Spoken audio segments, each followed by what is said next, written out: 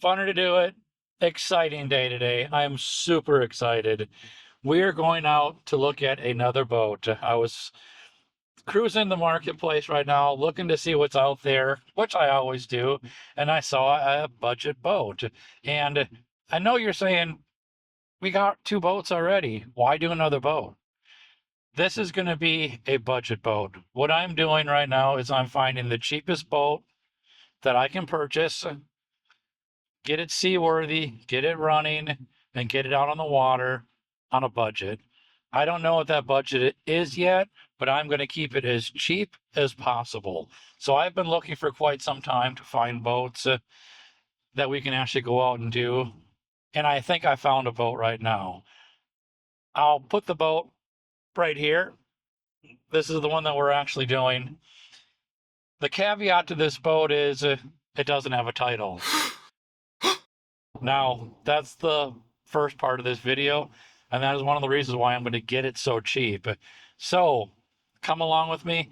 This one's going to be a fun one. This is the first part of the series, and we're going to have a blast doing it, and I'm not going to spend a lot of money on it either to show you how to do it. Stay tuned.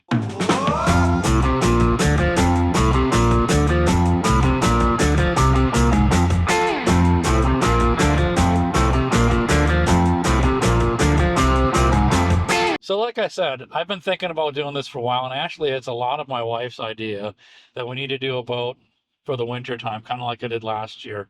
I did do the bass boat. This is not going to be the bass boat build. This is not going to be decked out.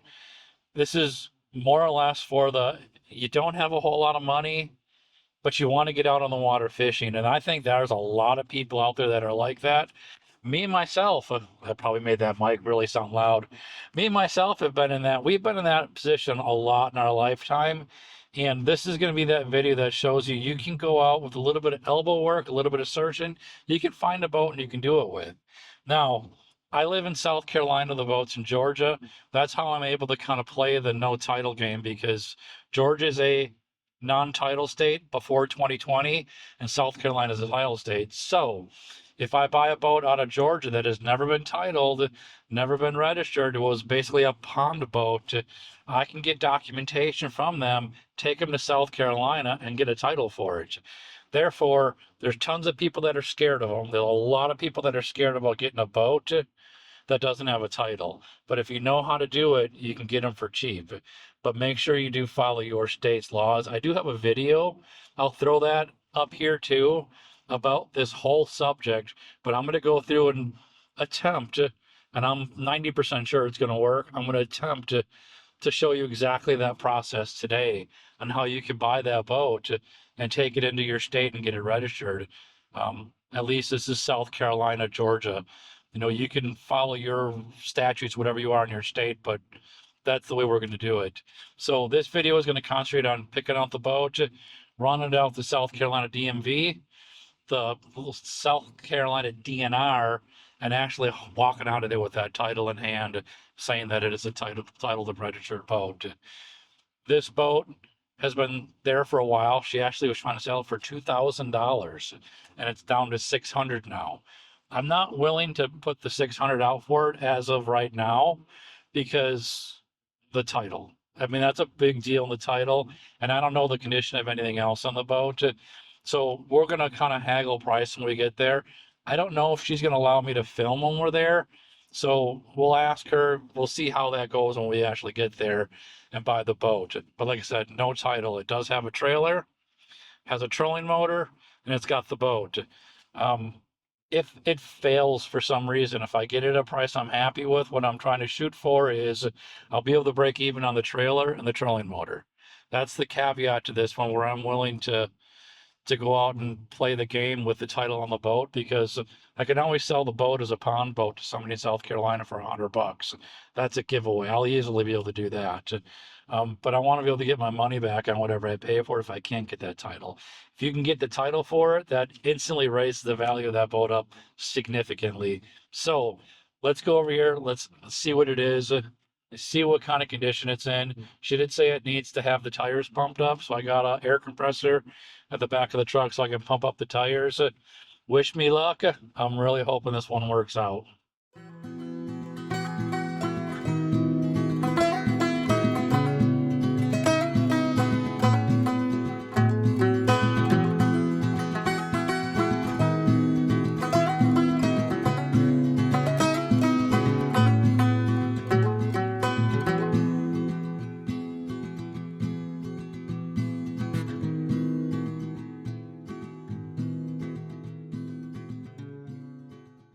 It's a done deal. We bought another boat. It looks like it's going to be a really fun one to do. It looks like it's a 1432. So we got to get the tires aired up here. Ooh, it's taking air. Yay. Sorry, my little pancake pressure is taking a while to catch up with it. Let's let that build up again. Like I said, it's a 32-inch beam. It looks like it's super solid. Comes with a trolling motor on it. And it looks like the transom's nice and solid on it. It's gonna be a really good project. I think this is gonna turn into a really good boat. And I'm excited to get working on it as soon as we get the tires pumped up. It's trying though. Shout out to the owner Nadia who sold this to us. I'm super excited for it to get working on it. It's gonna take a bit for my compressor to catch up. Ooh, look at that anchor. I'm gonna try pulling that one out of the water. That'll hold you no matter what. That's awesome. It looks like he did a lot of catfishing over at Brick Pond here. Those are the homemade bobbers that you'd throw into the water, and when that went down, you got a big old catfish on your line, so that's pretty cool. I like it. The fun thing about these boats is you just wish you could find the history on them, on who all fished out of them and who all had fun banging around on them, and what kind of fun you can create for the future. The one thing I do have to do on this boat is figure out the make and the model of it for South Carolina, because like I said, there's no title for it, so it's got the hull ID on the back of it. We'll get it cleaned up a little bit, see if we can find the title. See if we can find the name of the boat and the year of it. It should be on that VIN number back there, but it's a little dirty right now, so we'll see. This tire was really empty, so it's taking a while to fill up. We're at 10, 13, 15, 17.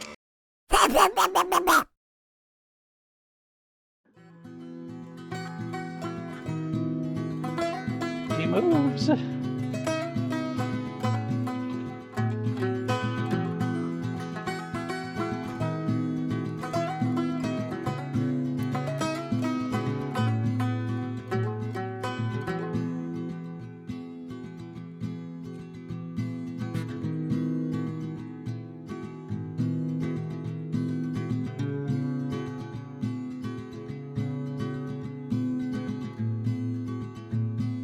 Well, I figure I might as well get cleaning. There's a lot of garbage inside the boat.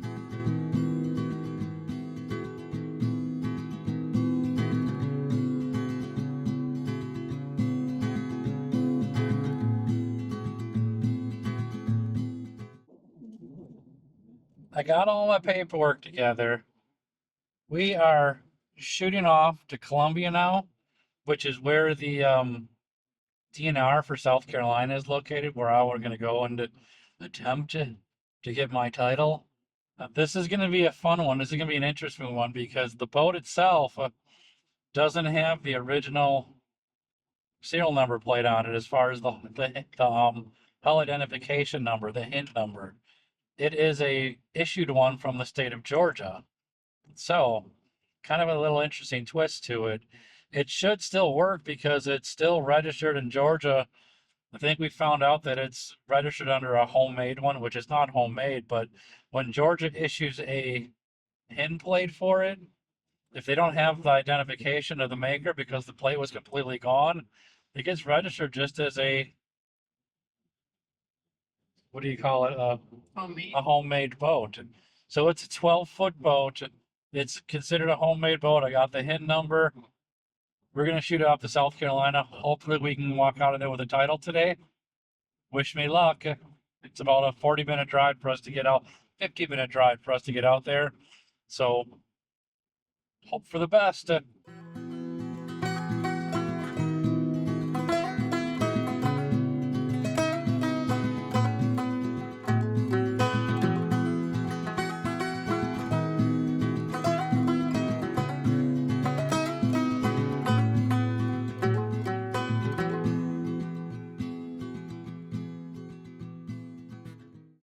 All right.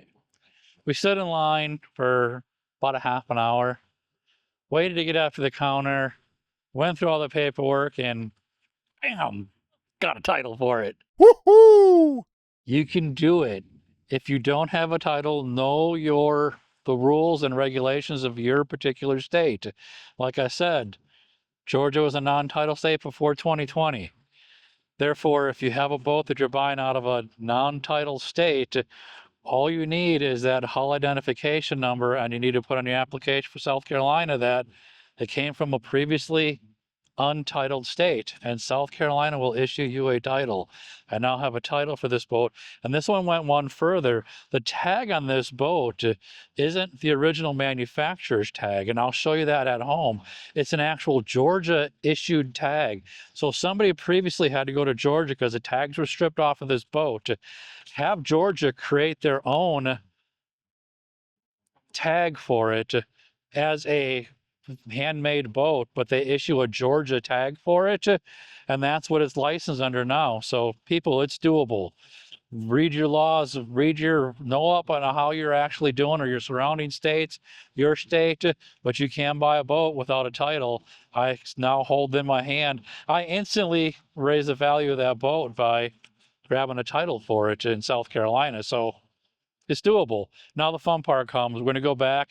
We're going to get that thing looking super pretty, and we're going to get it up and ready for the water and for somebody who actually enjoy it. Obviously, it's the next day. Different clothes, whole 9 yards. The boat made it home yesterday. It actually towed pretty good. But we got home and we looked at the trailer again, and we knew it from the pictures. I knew it from the pictures. That's a huge trailer for that boat. I mean, that's a 32-inch beam. And that one would easily fit my 1448. And really, I think my 1448 would even be a little bit small on this one. That's a massive trailer. I mean, way overkill for this one. And me personally, I just don't think you need that big of a trailer on here. So it got us to thinking, are there any trailers out there that we can actually get? So talk about budget. I mean, it's already changing, but we'll get to that later. I end up hitting Facebook Marketplace again last night, and guess what? I found another trailer. I'll kind of put it right here. We called the guy up to see if we can get it, if we can actually come look at it, and guess where we went this morning? We went to look at a trailer. It's right over there. We ended up buying another trailer for the boat. Now, what's interesting about it is when you look them up, it's a 12-foot by 32-inch beam. Most jet skis are about 10 feet, and they weigh more than an aluminum boat. So when you're looking for a John boat trailer, don't just put in John boat trailer, because when I put in John boat trailer, I got the massive trailers for a 14-foot, 48. John boats come in all different sizes, but suddenly, as soon as I put in a jet ski trailer, I had a whole new plethora of trailers to actually search from. And that, my friends, was an actual jet ski trailer that he did. I suspect it may have been a John boat trailer in the past, but it is set up. He did run a jet ski on it, and that's what it is. That is a 14-foot trailer from the tongue all the way to the back of it. So I have an extra about 2 feet on that tongue. The boat can hang off a hair off the back of it, but that's an awesome little trailer there. And I'll even throw it in there. I paid $180 for that little trailer on there. Now, that is adding to my budget. I'll put that right away. At the moment, that's adding to my budget. But, and here's the big but, I have another trailer now, because this boat's going to come off here. It's going to go on that trailer. And I think I might have another boat in my future, Woohoo! because I have a spare trailer for it. I can't have a spare trailer sitting around in my yard not doing anything. So that's another one to actually keep in mind, that if you have a spare trailer and you have that one guy who puts on there is like, hey, I'm selling my boat, trailer's not included. Hey, I can bring my own trailer and pick that one up. That just means that the price is going to be a little bit lower for that boat, because they're not throwing a trailer in on it. So Yes, I paid more money to have that trailer, but it kind of washes out by having this trailer. But for the fun of the video, I'm not doing that. All in, we're going to go over the price. I do have a trailer now. That's the trailer that's going to be used for it. This is the boat that's going to be used. All in, we paid $500 for this setup. John boat, trailer, everything you see here, including the battery and I'm just kidding. Everything you see here, plus we have a 30 foot-pound thrust trolling motor. I don't know if it works yet. We'll try it and we'll see if it works. But nonetheless, $500 for this, $180 for that one, and $45 for my titling and my registration, which is all done. So all in, at this point in time, we're looking at $725 is what we're going to be looking at on this boat. Not too bad, especially considering it would only be $545 if I didn't have the trailer. But like I said, I'm going to add in the cost of that trailer just in case for some reason you can't get rid of that trailer and you're stuck with it. We'll just go with that price tag. So we're going to kind of wrap this video up here. I'm not going to go any further in it. I really wanted this video to be about, can you buy a boat without a title? Remember, I'm in South Carolina. Check your state. Know what your regulations are, what they require, everything else in your state. But for my state in South Carolina, I bought a boat that originally had the tags stripped off. Didn't have tags. Somebody in Georgia had Georgia redo the tags. But that person that owned the boat now didn't have a title or registration for it, never registered it. The ad even said, doesn't need a registration and title in Georgia, which if you put a motor on it, and you see my other videos, you know that anytime you put a motor on it, regardless if it's electric or gas, it needs to be registered and titled. But they believe that it didn't, so they never did. So the title was lost, title was gone. I was able to take that to DMV, to the DNR in South Carolina, and actually get a South Carolina title for it. So I'm pretty excited. This is going to be the next project. The next time you see us, we're going to have the boat, get the boat cleaned out, get it off the trailer, inspect the trailer, and we're going to write up a budget and show you how to budget for a boat. Because remember, this project is all about keeping it cheap, as low as you can get it, so you can get out on the water and enjoy fishing. So we are going to drop a budget, and we're going to work our darndest to stick to that budget and make sure we actually get it to a price that you can afford and you can be happy with. I hope you enjoyed this series. If you like this kind of content, hit that like, hit that subscribe, hit that bell notification for more videos. And until then, get out there and enjoy fishing, build yourself a boat, whatever you need to do, bike ride, whatever you need to do. Until then, happy fishing.